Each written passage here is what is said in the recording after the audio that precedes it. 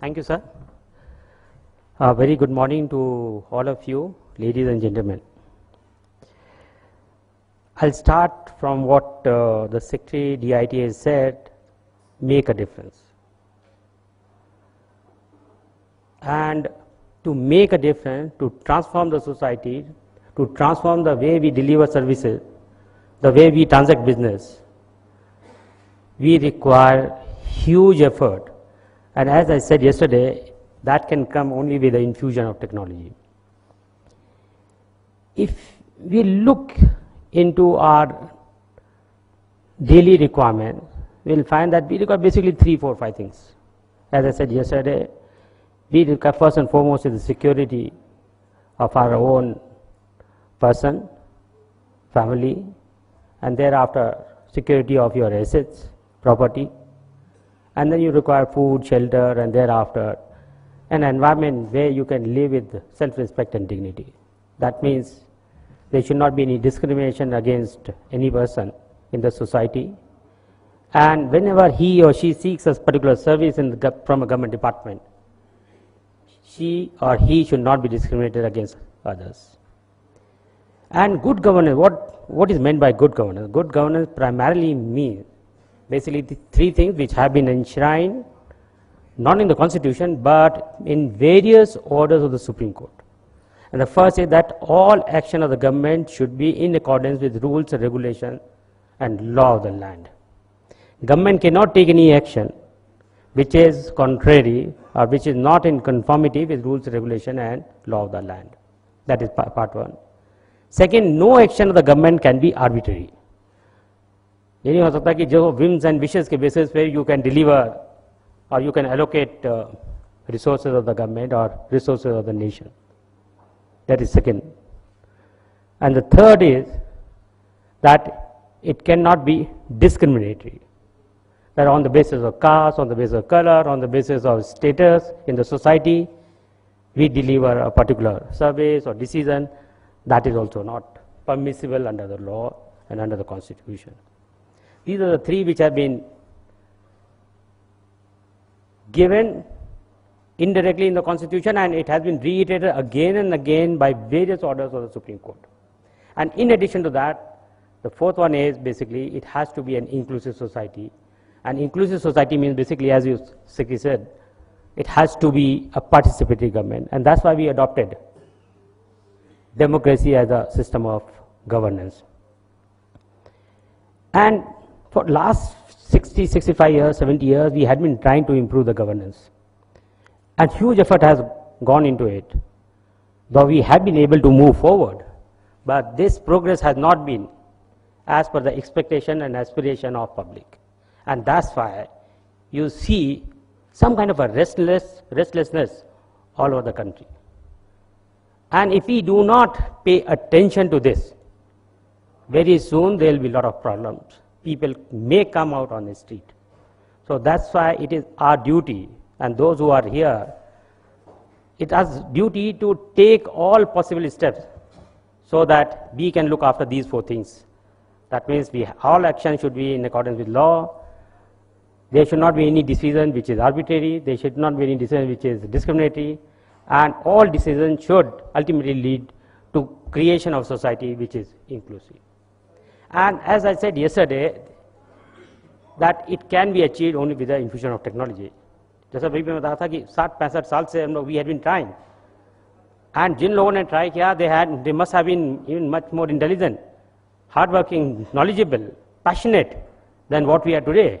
But in spite of that, they have not been able to achieve those objectives. And the reason was that by mere tweaking the existing system, we are not going to achieve these objectives. We got to transform. We got to change the entire structure itself of governance. And that will happen only with the infusion of technology. And all of you sitting in this hall are expert in technology. And I would only urge one more point, and that is rather than looking into only the delivery of services. We started this journey with delivery of services because at that point of time, most of the political parties, most of the stakeholders were not on board. They were very skeptical about e-governance.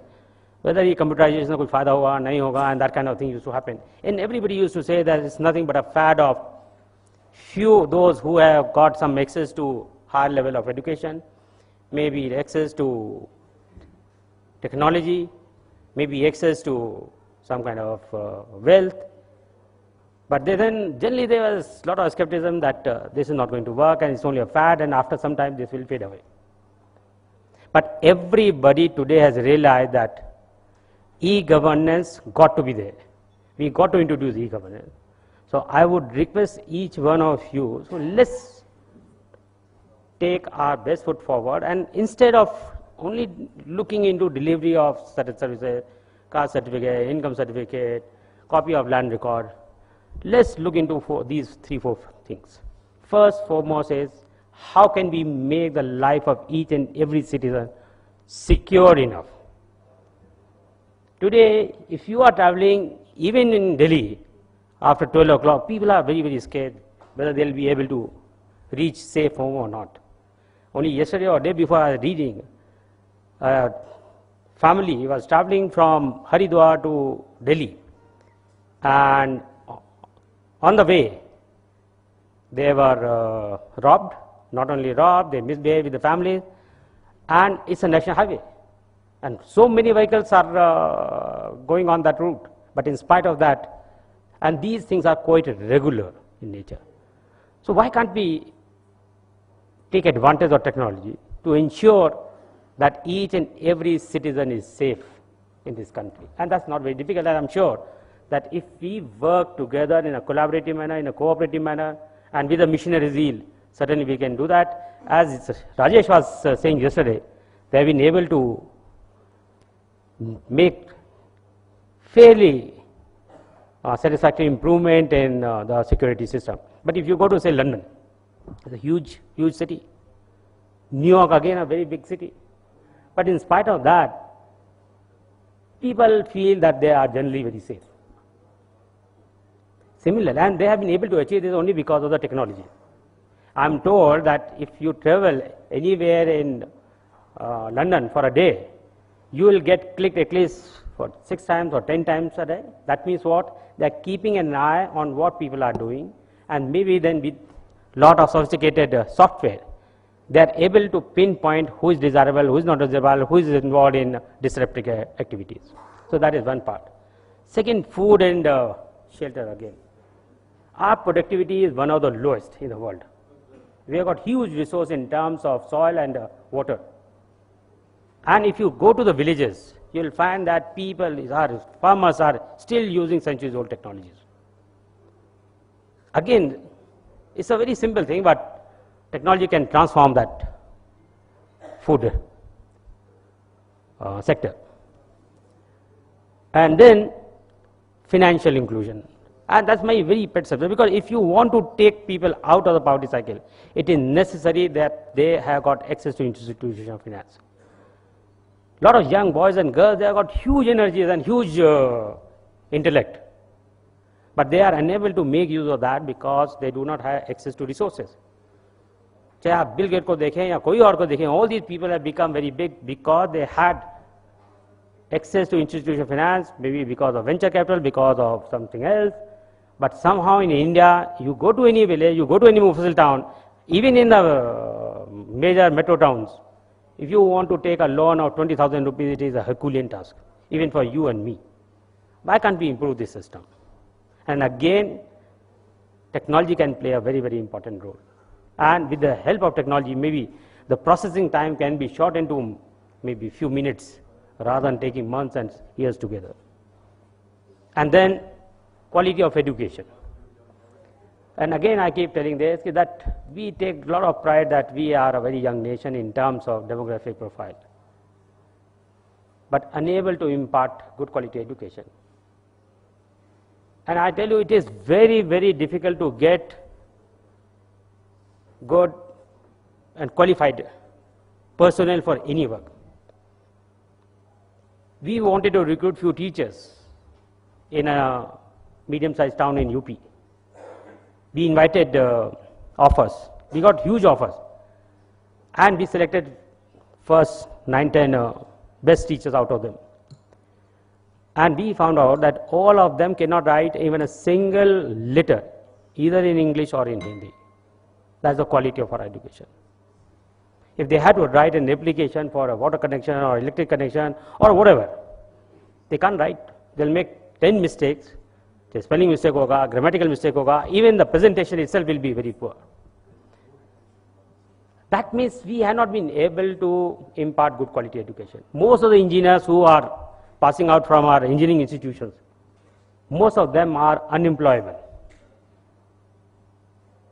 And I myself is an engineer, and I find that the kind of education which is being imparted even in IITs, it is suboptimal. Only because we have got 1.2 billion guys, and because of this filtration process of examination, JEE, we get very good students in the IITs. But as far as the quality of education is concerned, it is appalling. And finally, in medical services,